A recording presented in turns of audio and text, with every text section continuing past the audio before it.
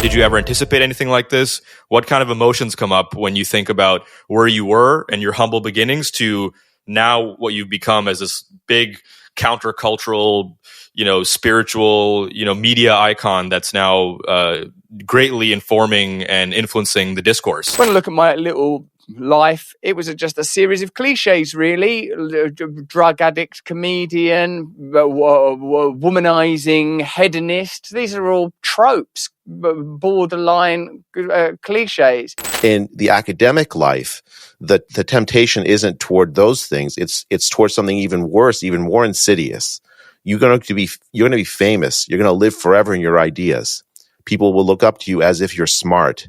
And that is a trap. Isn't it extraordinary now that we have AstraZeneca withdrawing their vaccine and claiming it's for commercial reasons when they've had to legally acknowledge that it causes blood clots? Isn't it extraordinary that Pfizer are settling cancer cases out of court, albeit not for vaccine medication, but for an acid reflux medication? And the censorship you brought up, that's a desperate last stand in order to maintain power in the context of a collapse in the face of reality. That there's an attempt to almost pack this away with JFK into a box marked long time ago. Don't think about it. If you start pulling that thread, the entire tapestry of our culture is going to come undone. But that's precisely the reason why that thread should be pulled. I remember reading your audiobook, and I think was it you said that you were about to do like ayahuasca or something? You had some like plans for what to do, and then it all disrupted that, and then you went back home and had to change your plans. If that's what it takes, if it takes a world being locked down to keep me from meeting the mother ayahuasca, then I have to take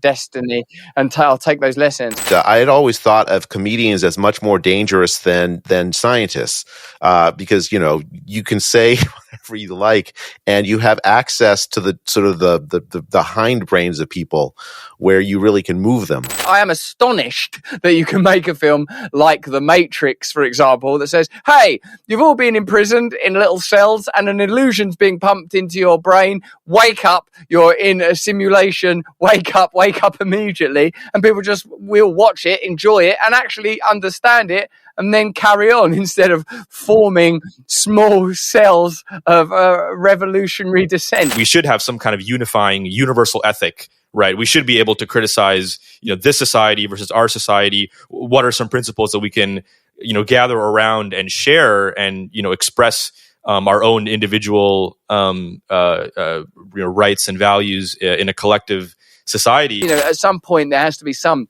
universal set of principles around violence, intrusion, exploitation. Of course there is, but I'm saying there's a lot less freedom than there could be, a lot more bureaucracy than there could be, and power now is maneuvering not in plain sight, adorned with medals and red and white badges. It's become Kafkaesque. Was your religious conversion kind of a symbolic signifier of something you already believed, but it was just something symbolic? No, whilst baptism has a symbolic component, I'll tell you, unlike anything I've experienced before, and I've experienced a lot of, substances that are designed to alter your state, it induced an altering of my state.